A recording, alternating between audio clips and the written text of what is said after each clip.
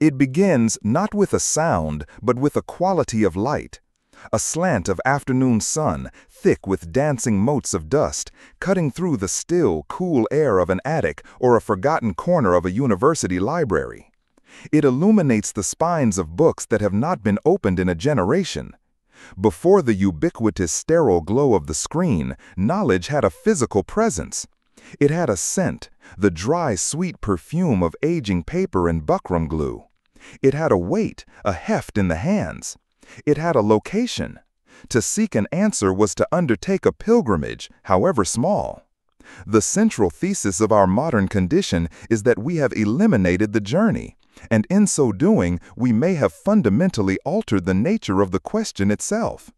We believe we have conquered the tyranny of distance and time in our pursuit of information, but what if we have merely traded it for a more subtle, more pervasive tyranny? The tyranny of the immediate, the frictionless, the contextless answer.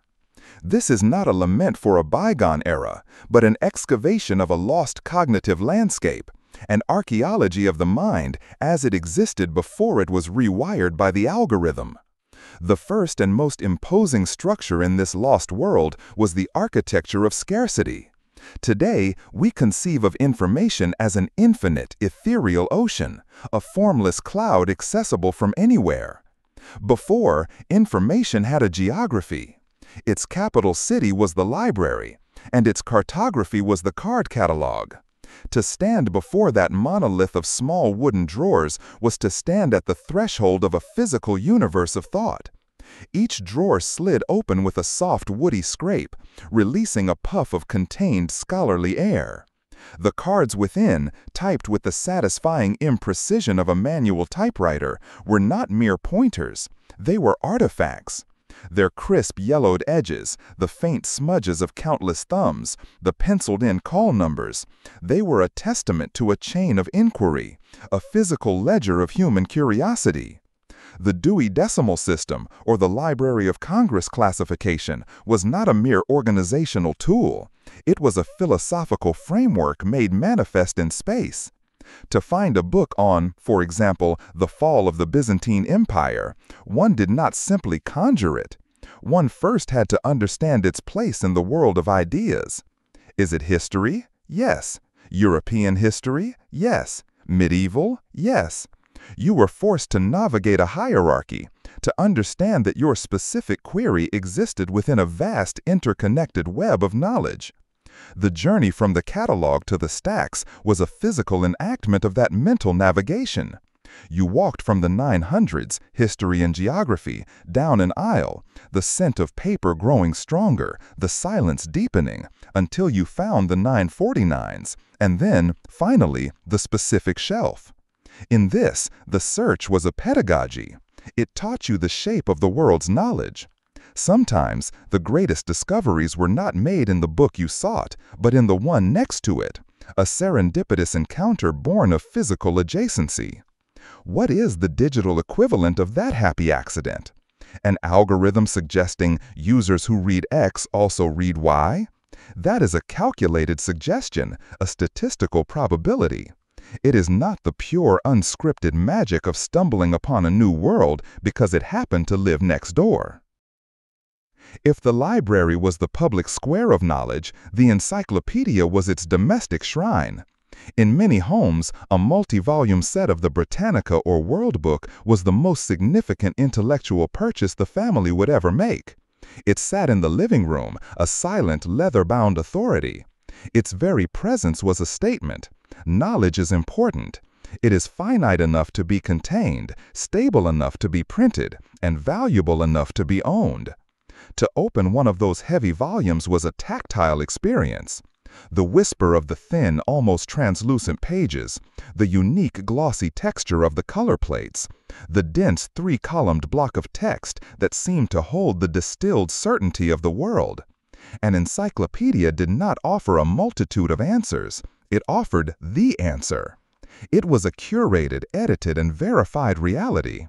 Its authority was not based on the democratic chaos of crowdsourcing, but on the patrician assurance of expert consensus. Was this limiting? Of course. It was a view of the world shaped by its editors, a snapshot in time that began aging the moment it was printed. But in this limitation, there was a strange kind of freedom. You were not burdened with the cognitive load of vetting a dozen conflicting sources, of navigating sponsored content and outright disinformation. You were given a foundation. The encyclopedia article on, say, quantum mechanics was not the end of the inquiry. It was the beginning. It provided the vocabulary, the key figures, the foundational concepts, from which a deeper, more rigorous search, perhaps at that very library, could begin. It was a base camp from which to assail the mountain, not a helicopter ride to a flattened, unconvincing summit. We have traded this foundational stability for an endless, shifting sea of data points. We have gained a million answers and, perhaps, lost the singular, authoritative ground from which to ask the next question. Beyond these architectures of print lay a far more ancient and intricate network, the human protocol. Before one could ask the internet, one had to ask a person. This was the original social media, and its interface was vulnerability. To ask a question was to admit ignorance, to make oneself dependent on the knowledge and goodwill of another. The search algorithm was the character of your community. Need to fix a leaking faucet? You didn't search for a tutorial. You walked next door and asked Mr. Henderson, enduring the gentle ribbing but receiving, in return, not just a solution, but a lesson, a story, and a strengthened neighborhood bond. The repository of history was not a server farm in California. It was your grandmother's memory, a living archive accessed through the price of a cup of tea and a patient ear. Experts were not anonymous usernames on a forum. They were the town doctor, the local mechanic, the university professor whom one could call during office hours. The latency of this system was immense. An answer might take hours or days, but this delay was not dead time. It was a space for contemplation, for the question to mature and deepen in the mind. The process of finding the right person to ask was, in itself, a critical skill of social navigation. You had to evaluate trust, reputation, and expertise in a deeply personal way. Who knows so's about gardening? Who is the local history buff? Who can explain this strange passage in the Bible? The answers you received were never just raw data. They were steeped in context, personality, and the implicit social contract of the exchange. They were stories, not just information. The counter-argument, of course, is that this system was inefficient, rife with bias, and prone to the propagation of folklore as fact. And this is undeniably true. But it also cultivated something we are rapidly losing: intellectual humility and the social grace of interdependence. We have become accustomed to the posture of the commander, demanding answers from a silicon oracle. We have forgotten the posture of the seeker, who must approach the source of wisdom, whatever its form, with respect. Even the ghosts of our more recent technological past tell a story of this friction-filled engagement. Consider the eerie green glow of the microfiche reader. Here was a technology that felt futuristic, a way to compress entire newspapers or academic journals onto a few transparent sheets. Yet the interaction remained profoundly physical and deliberate.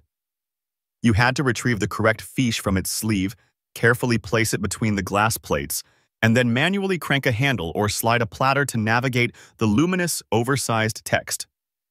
The machine would hum and whir, the lens moving with a satisfying mechanical groan. It was a hunt.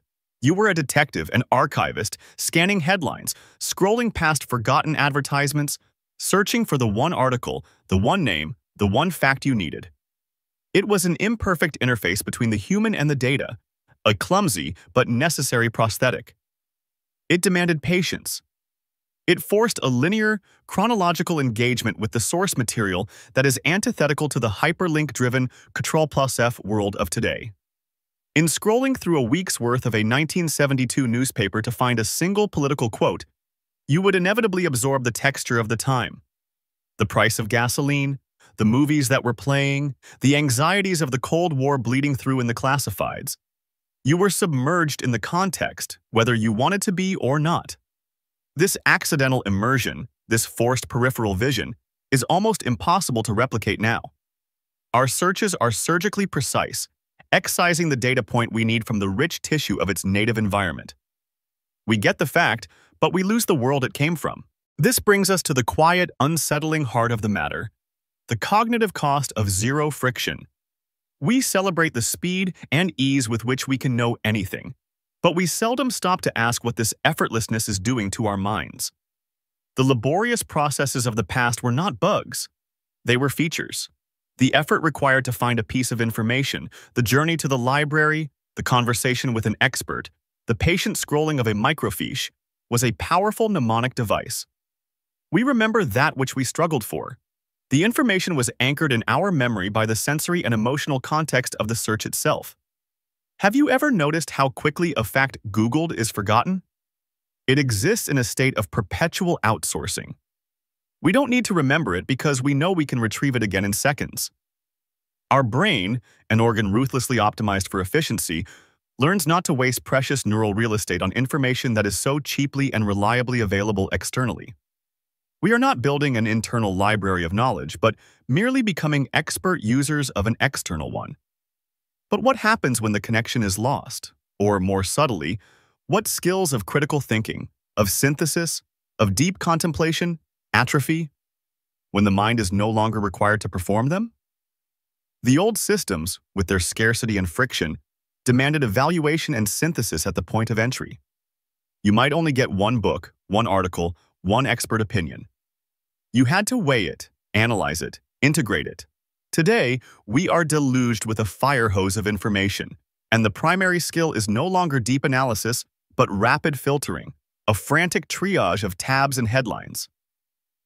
We are becoming skimmers of a vast surface, ever less willing or able to dive into the depths. So we are left here, in the luminous silence of our screens, holding a power our ancestors could not have conceived of. We have a world of answers at our fingertips, a prosthetic memory that never fails. We have vanquished the labor of the search, but an echo remains. It is the ghost of the unasked question, the shadow of a cognitive faculty we may no longer possess. It is the quiet foreboding that in our quest to build a perfect, externalized brain, we may be hollowing out our own. The story of how we found answers is not merely a nostalgic trip into the past. It is a mirror. It shows us not just what we have gained, but the faint, haunting outline of what we may have lost. And it leaves us with an open, unresolved query, one that no search engine can answer for us. When the journey to knowledge requires no effort, what is the value of the destination? And what becomes of the traveler? If you enjoy this video, please like, share, subscribe and hit the bell to the later update from my channel. Thank you for watching till the end and see you in the next video.